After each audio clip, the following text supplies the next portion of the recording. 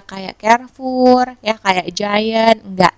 Tapi mereka juga mau berbelanja di toko-toko sembako seperti ini. Dan mereka kenapa pakai udah satu-satu aja?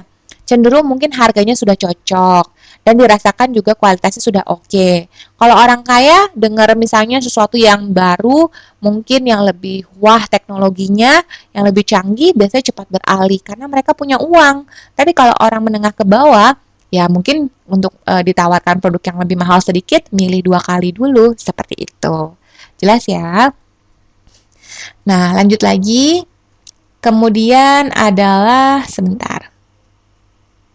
Ada yang mau ditanya sampai di sini? Kalau mau ditanya, boleh yuk di-sharing atau punya contoh lain atau ada yang mau ditanyakan?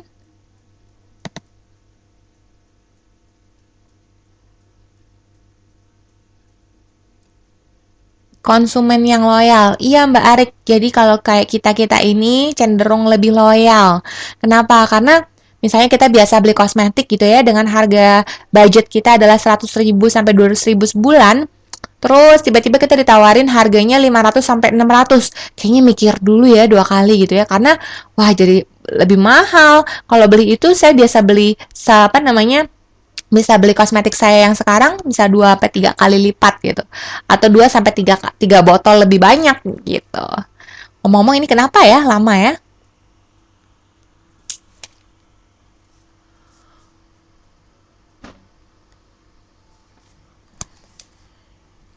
Mungkin jaringannya.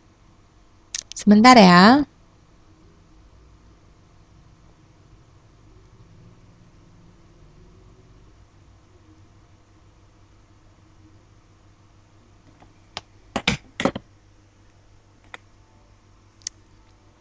Sampai sini ada yang mau ditanyain dulu mungkin ya teman-teman? Nah, lanjut lagi ya. Tibanya kelas tekno. Tingkat melek huruf. Nah, jadi kalau kelas zaman sekarang ini orang-orang sudah banyak yang melek huruf. Bisa baca ya teman-teman ya. Nah, terus juga akrab dengan adanya teknologi. Dan apalagi yang namanya internet. Jadi, inilah yang bisa meningkatkan status dan martabat seseorang. Siapa di sini yang nggak tahu Google? Kayaknya nggak ada ya. Semua udah pada tahu Google ya. Buktinya kita bisa menjalankan aktivitas apa tuton kita lewat Wizik gitu ya.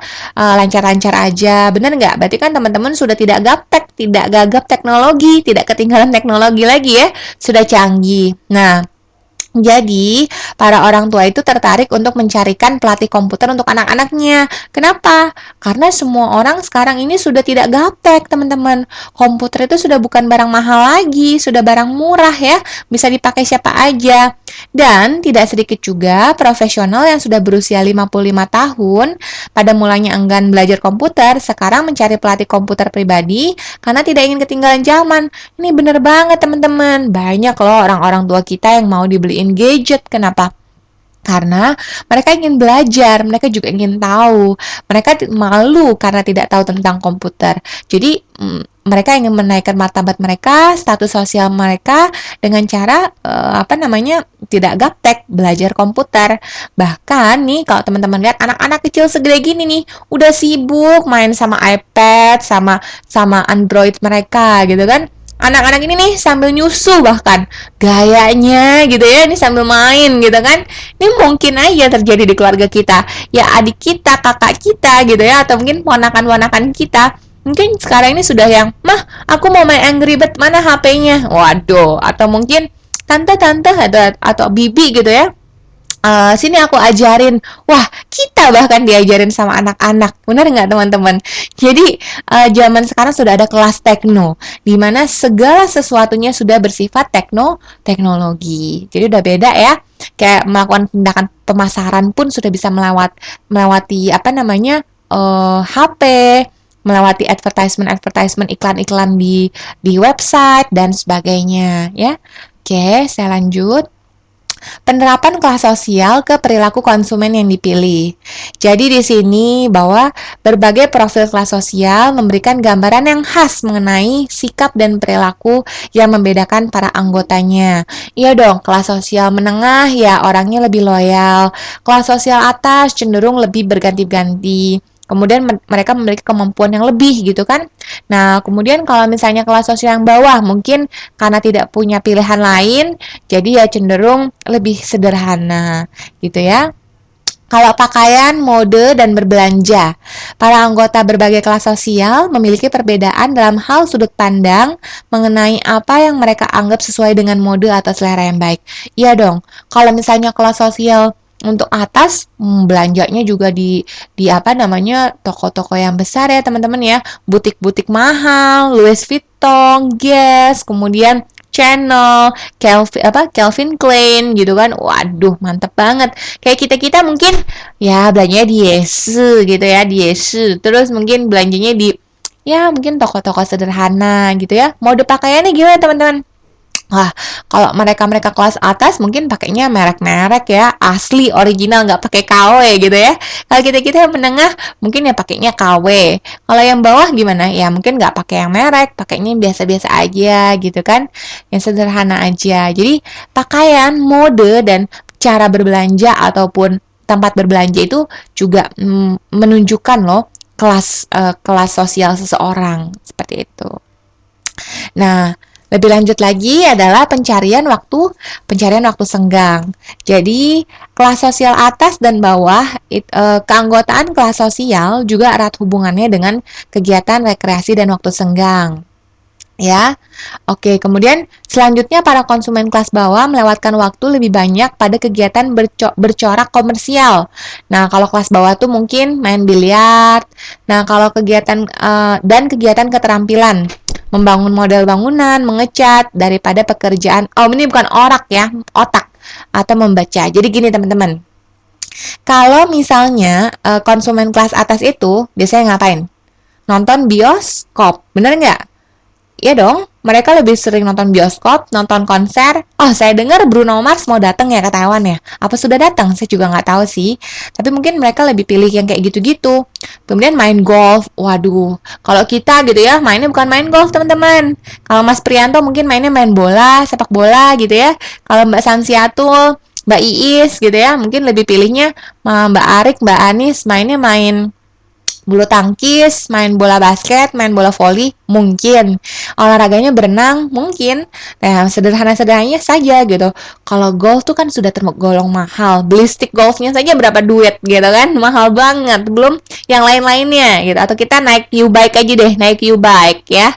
Oh, main kasti, zaman jadul banget ya Mbak ya. Main gundu. Waduh, tuh jadul banget zaman saya masih kecil itu ya. Jadi beda cara olahraganya. Kalau orang kaya mainnya main golf, kalau kita mainnya itu tadi gitu ya, main basket gitu ya, main gundu, main new bike aja, main new bike, sesepedaan, sepeda sore, main petak umpet gitu ya. Aduh, itu udah jadul banget gitu ya. Jadi kan masa kecil ya. Nah, beda olahraganya. Pakai waktu senggangnya juga beda. Nah, kalau konsumen kelas menengah gimana? Mereka lebih suka nonton TV di rumah, ya kan? Mereka juga mungkin bisa juga mau mancing gitu ya teman-teman ya. Sekarang udah nggak ada lagi. Iya nih, Mbak.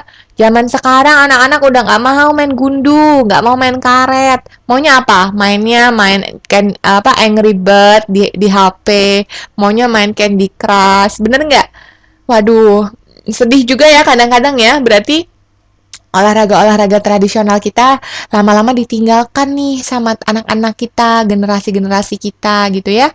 Tapi ya teman-teman, kalau misalnya nanti suatu hari berencana berkeluarga atau yang sudah berkeluarga, yuk mungkin bisa dikasih tahu sejarahnya dulu kita seperti apa.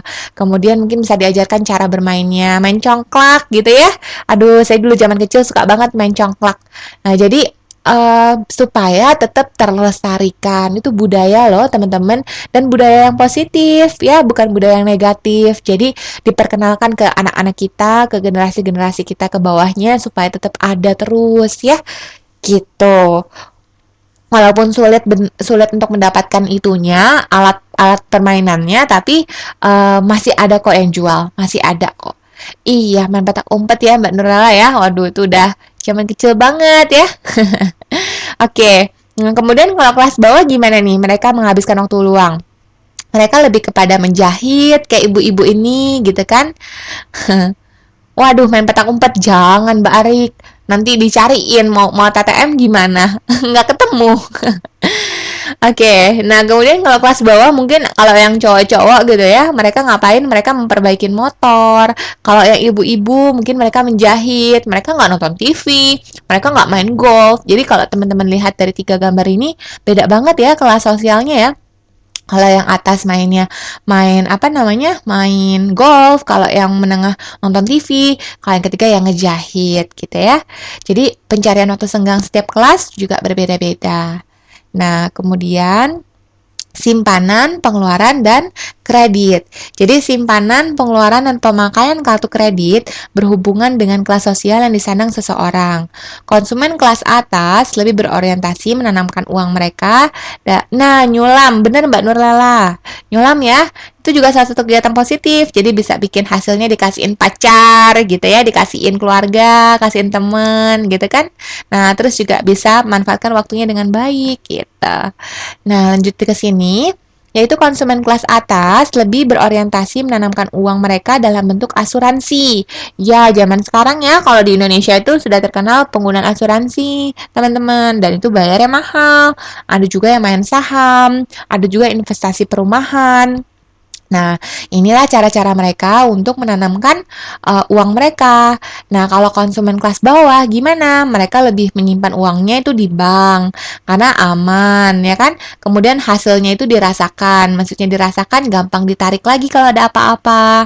Nah, kemudian pembelian penggunaan kartu kredit kelas atas sebagai pengganti uang tunai itu lebih sering, sedangkan kelas bawah membeli barangnya dengan mencicil. Jadi kalau untuk kelas atas tuh ya, kartu kreditnya udah limitnya bisa sampai 100 juta, 200 juta, itu banyak banget teman-teman. Tapi kalau misalnya kelas menengah, lebih pilihnya cara cicil. Cicil misalnya per bulan bayar berapa, cicil motor, atau mungkin cicil dari apa namanya, alat furniture, beli sofa, seperti itu. Ya, jadi kalau pengeluaran pasti beda ya. Ada orang kaya yang pakainya kartu kredit. Kalau orang menengah tidak pakai kartu kredit, pakai debit saja. Kemudian kalau simpanan, ya itu tadi. Kalau simpanan orang menengah mungkin di bank ya, simpannya biasa.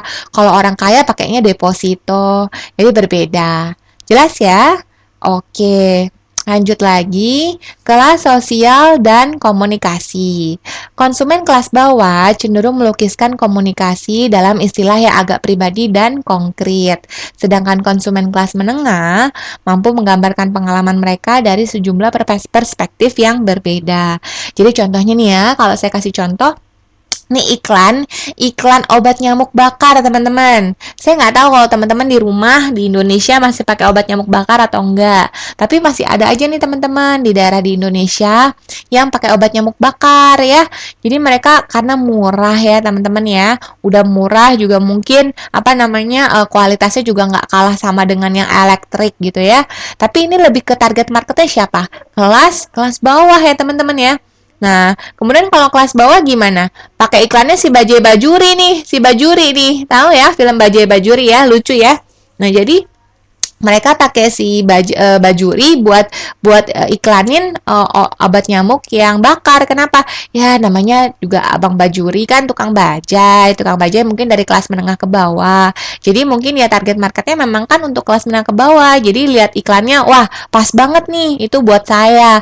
Ya orang juga berpikirnya seperti itu. Kalau orang kaya lihat si bajuri iklan apa obat nyamuk bakar nggak tertarik. Kenapa teman-teman? Nggak sesuai sama kelasnya. Nah, kelasnya seperti apa?